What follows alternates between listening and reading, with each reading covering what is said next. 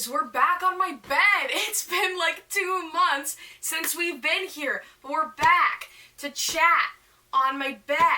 Okay, so today we are doing my January recap. So this is a prospect that I brought up a while ago, doing a video at the end of every month where I review all the movies and TV shows that I saw that month. So I don't clutter up my channel with individual reviews in case some of you, the majority of you, are here for Goldfinch, etc. related content. Today, we're going to talk about all the things that I saw in January, which were a lot of things. I think it's 9 movies and 7 TV shows, so without further ado, let's jump right in. These first 2 things, I saw them in December as well, but then I rewatched them in January, and I haven't really talked about them, so I'm going to talk about them here. So, Rise of Skywalker. Final Star Wars movie, right off the bat. I liked it. I didn't hate it. I know it's cool to be oh my god, the new trilogy sucks. I love the new trilogy. I don't know. I've just always really loved the new characters of Rey and Finn and Poe and Kylo Ren. I think that they're really interesting and dynamic, and they have their own little relationships amongst themselves. I thought it was a pretty good conclusion to the trilogy that they'd established. Yes, it was pretty inconsistent with the last movie, and the last movie was pretty inconsistent with the one before that, but that's because you can't just switch directors in the middle of a trilogy that's this important who have such differing views on things, you know? It was very apparent that they were fighting over things, and there were certain nods to things in Rise of Skywalker that sort of contradicted things in Last Jedi and vice versa. It's just a whole big mess. But I'm a Reylo. I've been a Reylo since the beginning, which whatever, call me trash if I'm a Reylo. Go read Satan Wears a Rolex on Archive of Our Own, you'll be a Reylo as well. I was pretty happy, cause Reylo, but also they did Kylo Ren real dirty, and I'm upset, and it's a whole thing. Also, they totally queerbaited the fuck out of Finn and Poe, which is, so rude, cause, both Oscar Isaac and John Boyega were both yeah, they're gay, and Disney's no, we're gonna give them both female love interests in this movie, and that was just, the biggest slap in the face ever.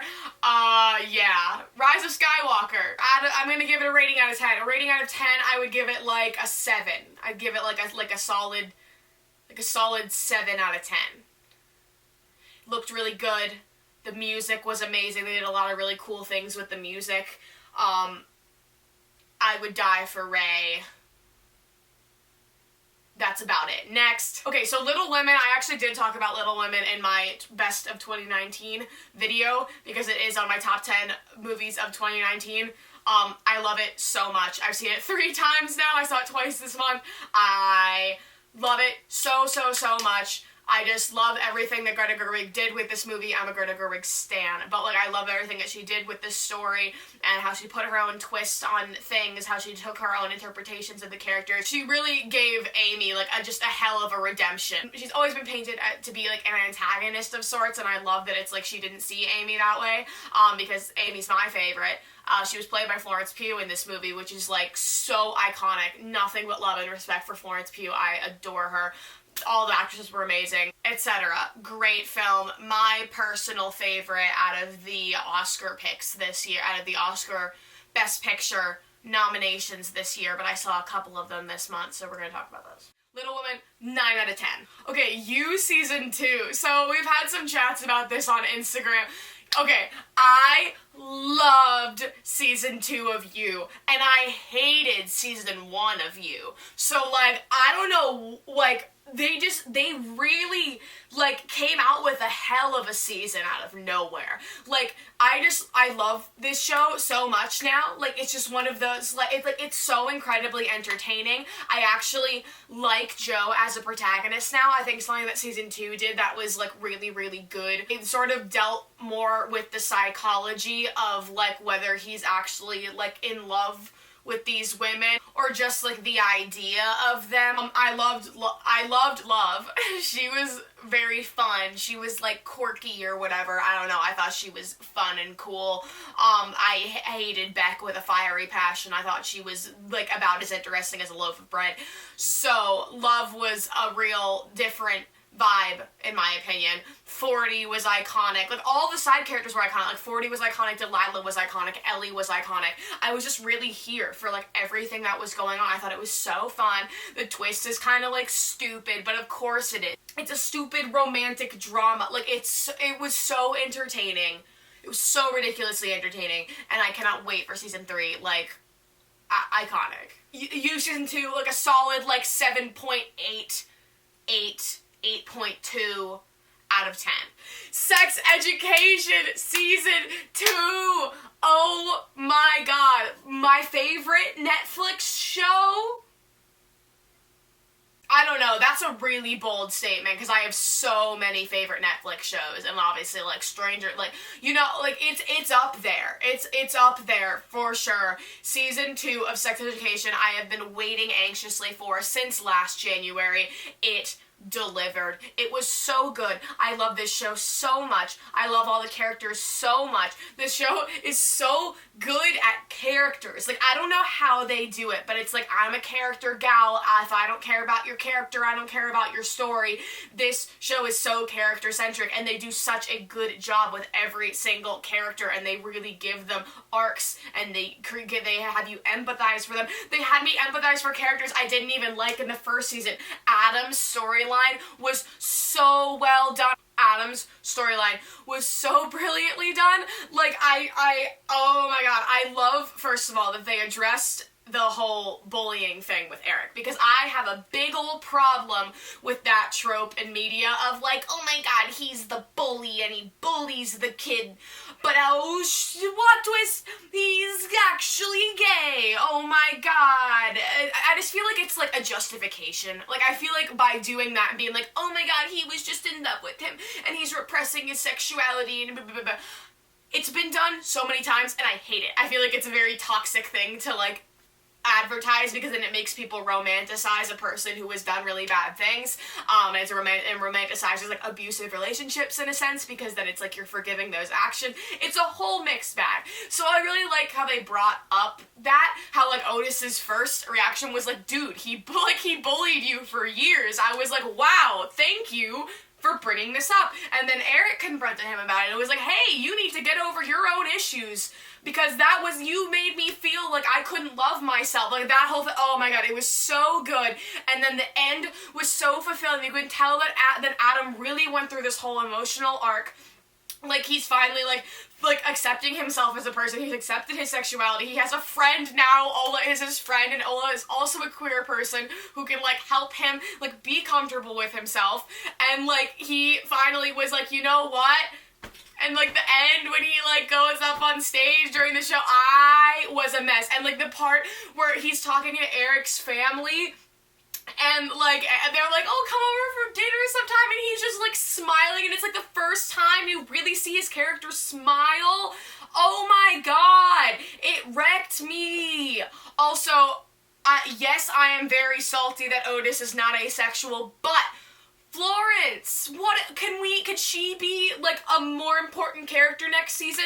Because asexuality is such an important topic that is not handled in media, like, ever at all, and I think especially in, like, a show that is about sex and teenagers and sexuality and all that stuff, that it's, like, that's such an important thing to bring up, that it's, like, you don't have to feel like you have to do these things.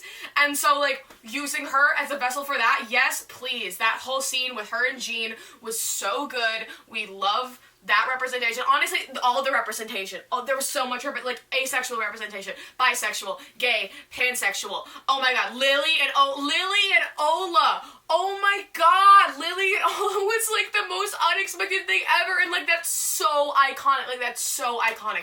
Lily is my favorite. Lily is...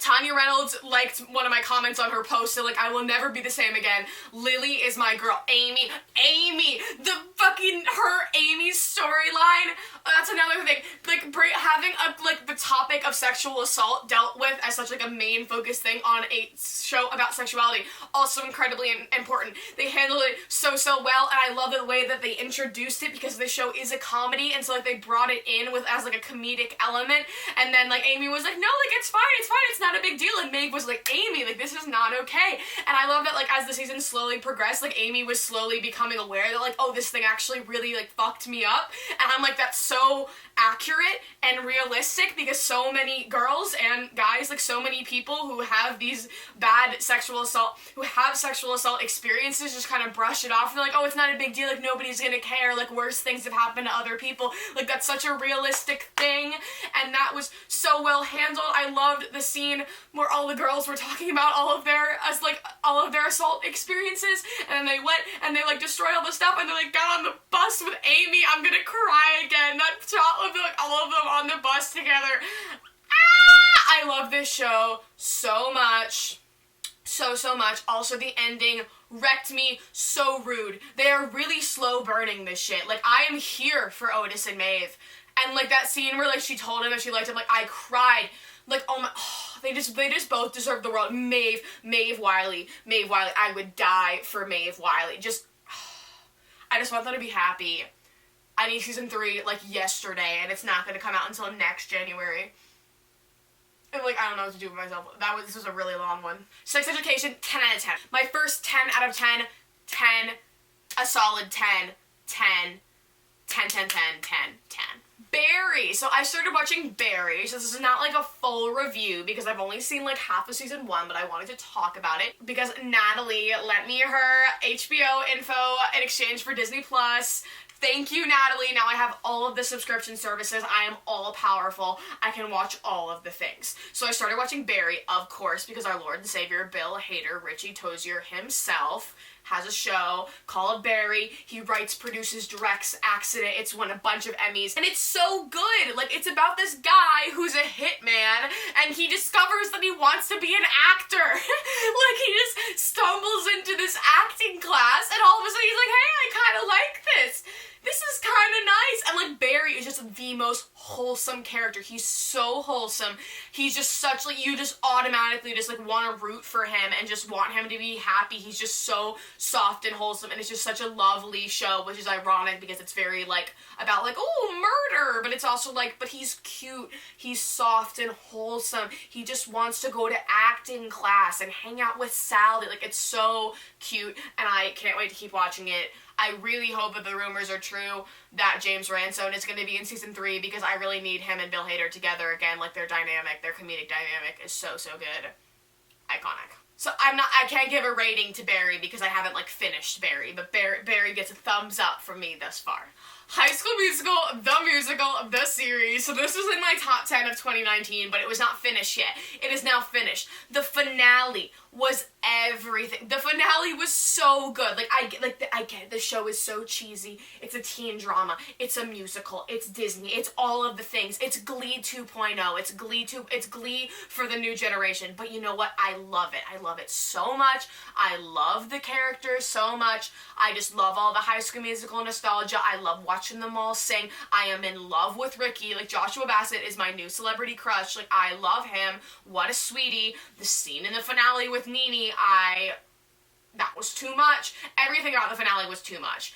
I really wish we could have seen, like, the actual full show, like, they had filmed, like, a whole thing and then put it on Disney Plus as, like, a separate episode, you know, like, the whole them doing the show, because, like, we were robbed. We didn't get to see Seb saying Bop to the Top, and I'm so upset, because Seb is, like, my fave little underdog character right now. Like, he's just hanging out, living his best life, and I love him, and we, like, barely got to see him as Sharpay, and that is a crime. But nonetheless, High School Musical, the musical, the series was great. I feel like it was very, like, rushed, per se, because the episodes were very short, and there were only, like, 8 of them. Like, I feel like they kind of, like, skipped a lot of things, and there was a lot of stuff that we, like, wanted to see, and I just feel like the whole process of putting the show together was very fast. Like, I feel like they spent a lot of time on, like, oh, like, casting, we did this, we have rehearsals, and now it's like, oh, it's tech, oh, it's opening night, and I was like, whoa, whoa, like, okay, you guys are ready. Like, you're ready to put on this show. Like, I feel like even though it was like the High School Musical like centered thing, they focused a lot more on like other character drama stuff, and like not gonna lie, I kind of wish they'd focus more on like the actual like rehearsals and like putting the show together, because some of like the character drama like I didn't really care for. Like, I don't care about EJ. I'm gonna be honest, I don't care about Gina. I don't care about Gina. I said it, I don't care. I don't care. I empathize for her. Like, I feel for her, and I feel like she's in a very sad situation, but like I don't really I want to see Seb do Bop to the Top, and we didn't even know who Ryan was. We had no idea who the kid was who played Ryan, and like I just feel like I wish they had focused more on the actual High School Musical element of High School Musical, the series. Apparently season 2 is they're not doing a High School Musical show, so the show's still going to be called High School Musical, the series, but they're not going to be doing High School Musical songs or anything High School Musical. I've heard rumors that it's Bring It On, which would be so dope. Like, I am so excited if they do Bring It On. But that being said, I really hope that they like give other characters the chance to be like leads, which I feel like won't happen if they do Bring It On, unless Seb plays Campbell, which would be like, now that I think about that would be it. Like, because like who else is gonna play Campbell? Nene can't play Campbell. Nene's not a Campbell. Oh my god, but also Seb could be Elle McEllimore. What is her character? Oh, that would be so, oh my god, I want to hear him sing Killer Instinct. Oh my god. Bring it on. High School Musical, I'd say, is like a 7.8. 8.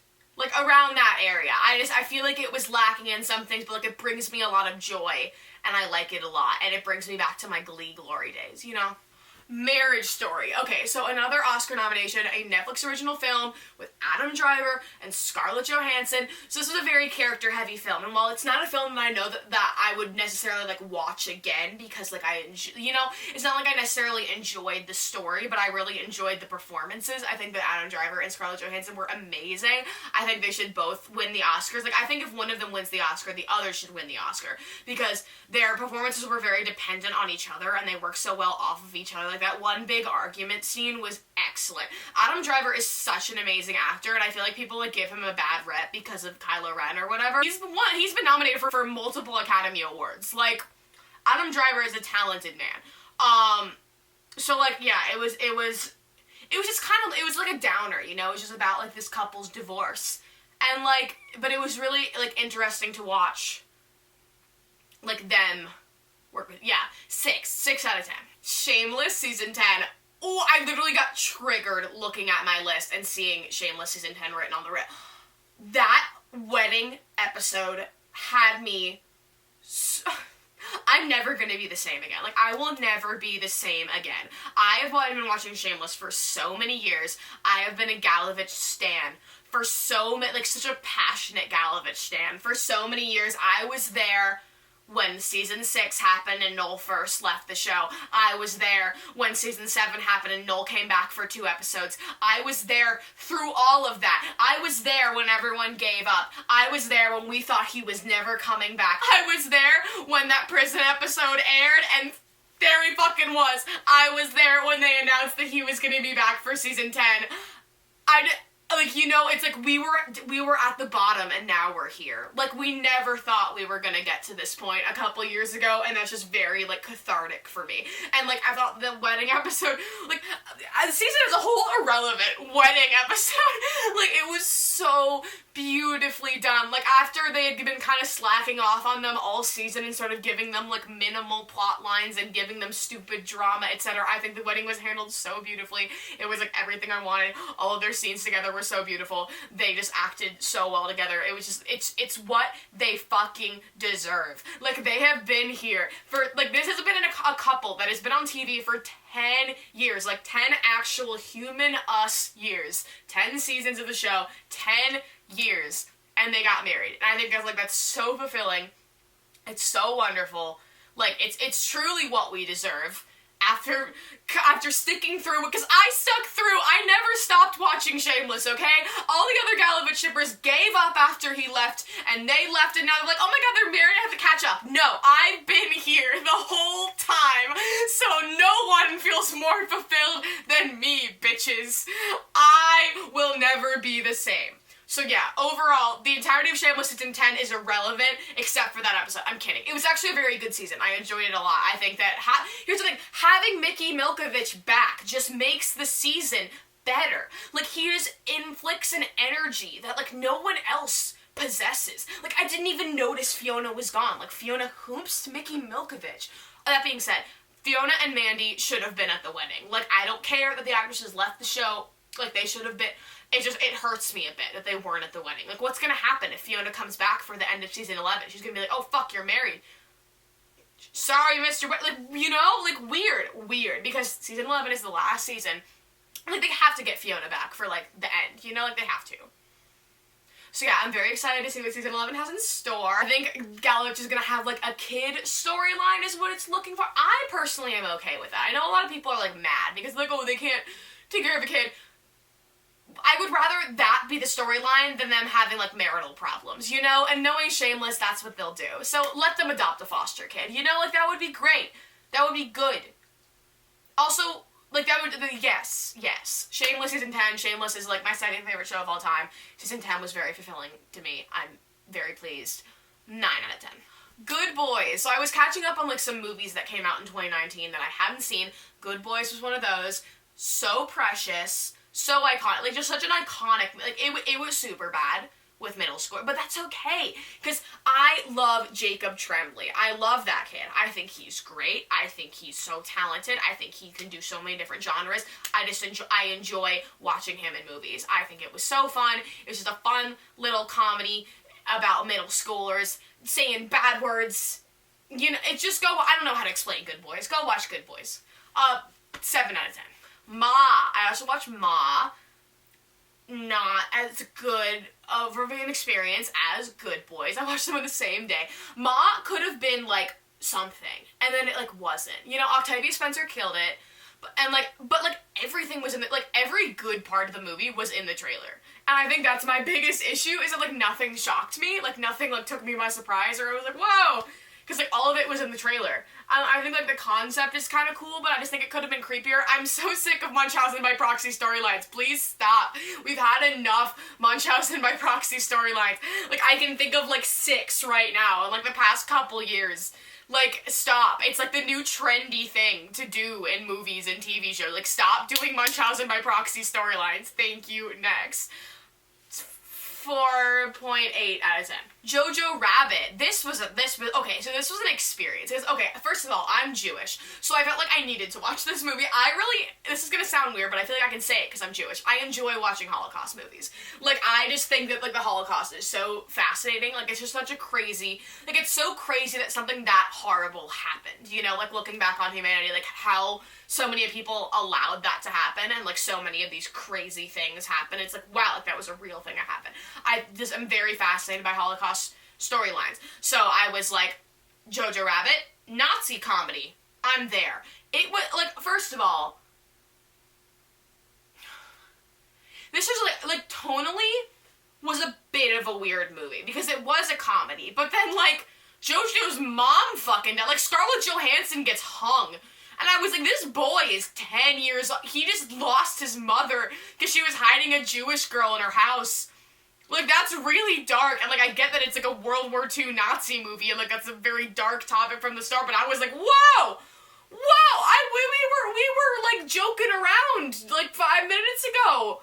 He's like, oh, he's a stupid little boy who's been brainwashed by the Nazis. Aw, silly Jojo, what do you do? No, now his mother's fucking dead! So, I don't know, but I like JoJo's, I like the kid who played JoJo a lot. Like, he was really good. I liked his relationship with Elsa. The end of the movie was like, oh my god, the very end of the movie was like everything. Like, Sam Rockwell was in there, and like Rebel Wilson. It was just kind of like a hodgepodge of stuff, and I thought it was like enjoyable, but it's not my pick for like the Oscar films. 6 out of 10. The Turning. I have a full review on The Turning, so I'm not going to talk about The Turning again, but I liked The Turning. Shocker, I know, a January horror movie that I didn't think sucked. Go watch that video. 6.8 out of 10.